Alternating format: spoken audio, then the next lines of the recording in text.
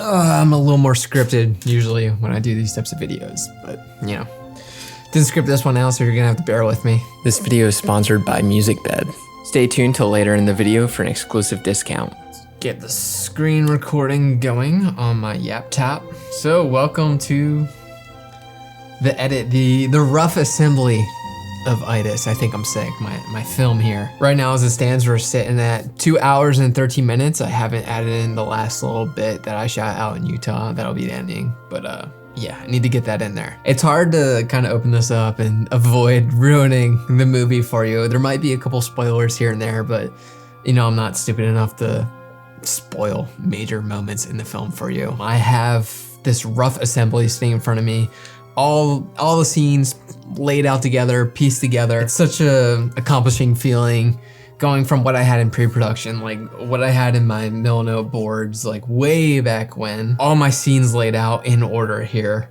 And here they all are sitting in my Adobe Premiere timeline. I'm editing this film. I wrote it, I directed it. It just made the most sense for me to edit it. So how I have everything laid out, essentially, basically just transferred from our DIT, the person who was kind of organizing all the footage and everything, created a Premiere file for me so that when it was time for me to edit, I could open it up and all the selections and everything were already kind of in here.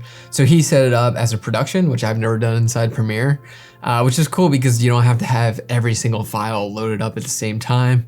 Whatever scene you're working on, you can just have the files from that opened up, and Premiere tends to run a little bit smoother. I have the M1 Mac, like the brand new one, fully loaded. This thing runs like a champ. So if you click on these production files, I don't know, you say you go to day 20, opens up the dailies from day 20.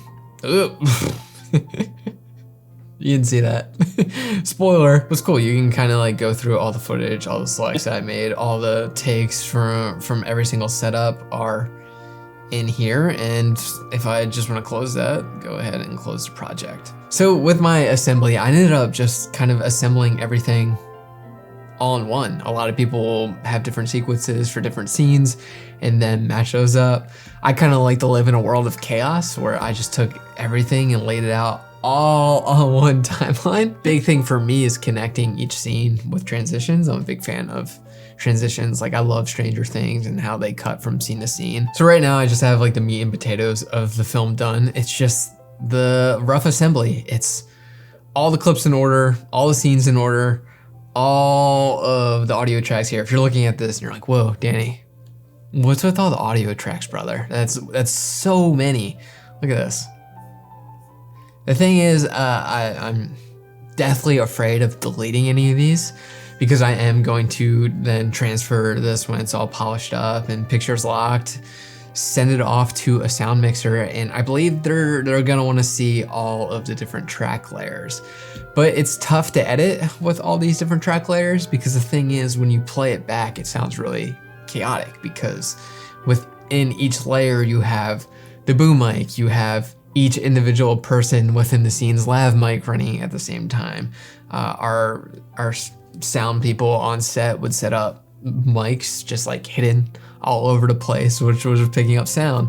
So when you play this back, there's echoes, sounds, it's really chaotic.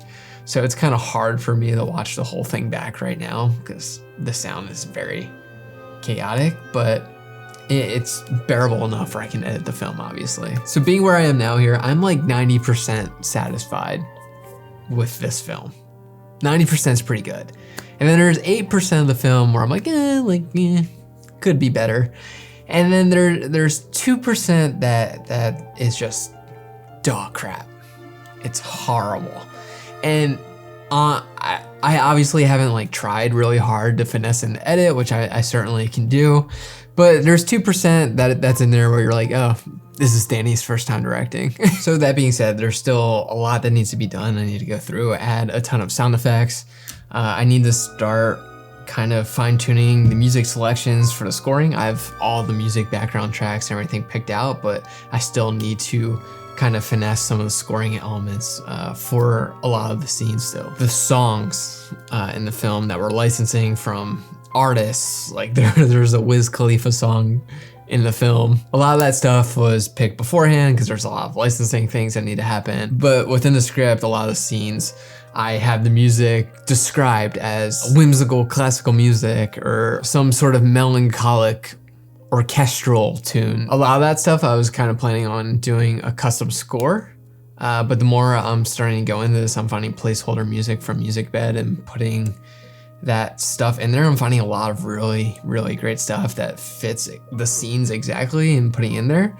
And I think I'm gonna have to do a lot less custom scoring than I originally thought, which hopefully will save me a lot of money in the end. And when it came to the music, it is a coming of age film, but I didn't want it to feel like, I don't know, like a Love Simon. I didn't want to just be this like commercial film. I wanted to feel a bit off and strange and quirky because that's kind of my personality. That's the personality of the main character of the film.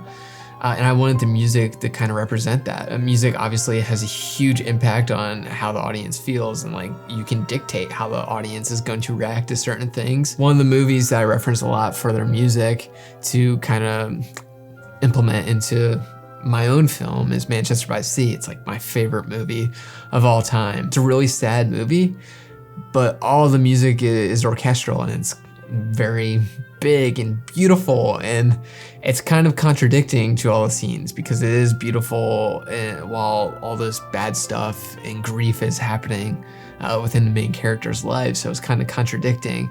And I've always felt that way about classical music, orchestral music. It always has this, it's big and beautiful, but at the same time, there's something really like weird and melancholic and kind of like creepy about it. So for example, there's this scene that I have here. It's kind of a collection of scenes and moments, kind of like a little mini montage within the film where things aren't at its best, but at the same time, the music is a little bit contradicting to that. Like the world, everything that's happening in the world is still moving how it always does.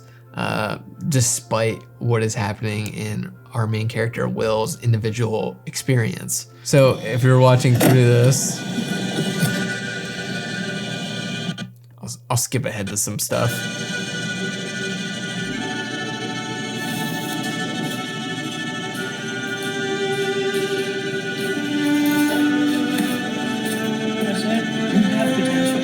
You can be great one day. You just need that missing ingredient. You need that dog in you, you know? You ever seen a dog attack a T-bone steak? It's not soft. It's, you know what I'm saying? It goes right after it. I have that in me. You see that look in my eyes. You get that 1 minute off the time. I'll fast forward this a little bit because I don't want to ruin it. Actually be delayed from on trial, so half of you are going to get the prosecution. Excuse me. The phone's supposed to ring. You're supposed to still need a sound design.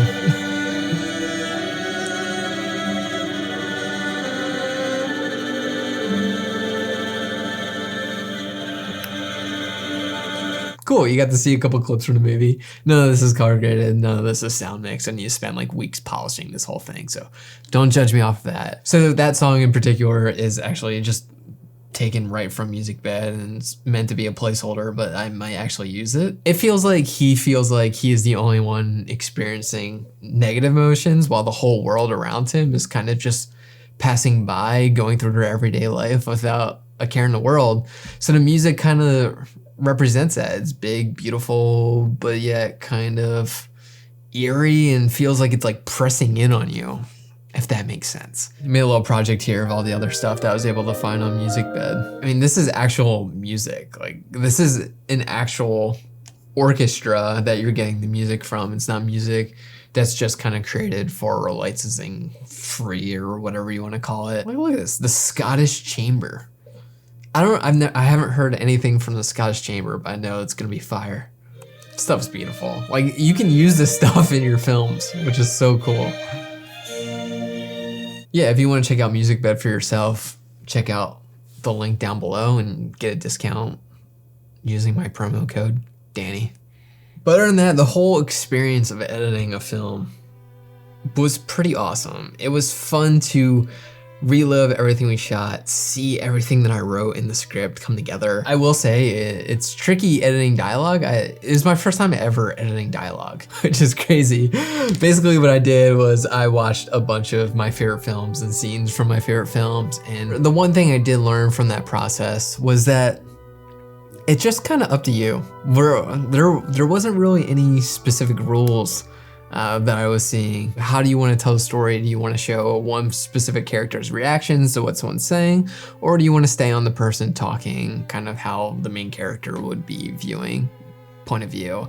And there's a whole different variety of things that you can play with. So obviously you can cut on action, like Will is sitting here in this diner, he stands up, and when we cut, we kind of just use the continuity of that action there.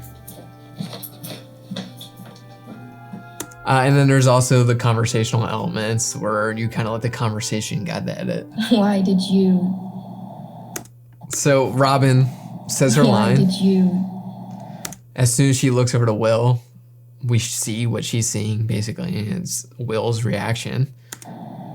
Will doesn't even say anything, and we cut to Robin's reaction of him not saying anything. And instantly in that moment, she feels this awkwardness and kind of like I backpedals. probably sound like every other knuckle dragger that goes here. No, it's okay. Why did you? Fuck, I probably sound like every other knuckle dragger that goes here. You just let the conversation run its course. There's just like an infinite number of possibilities on how to edit something. It's just up to you and like your vision and what you want to show the audience. It was easy for me because I obviously wrote this and directed it, and I always had a strong vision of what I want to see during each moment. So yeah, it kind of came naturally for me. Yeah, like I said, I'm going to spend a lot more time going through this, polishing it up. I would love to spend like another month polishing this thing up before a picture is locked and we do send it out to our colorist and our sound mixer. And then hopefully once that's done, we're closer to picking dates for early screenings, which you should come to. There's a link below for it. I think people might like it. If they don't, that's okay. But I think there's a handful of people that are really gonna love the experience of this film and the simplicity and uniqueness of a lot of it. I think that's it. Like I said, I might have rambled a bit. I didn't plan this out super brilliantly, but thanks for watching nonetheless. I'm definitely gonna make a video when this thing's getting colored. Definitely gonna make a video about the sound mixing and sound designing process. So yeah, stay tuned for those and I'll see you around. Go out and make your film. Do it. It's worth it. Kinda. Love you. Bye.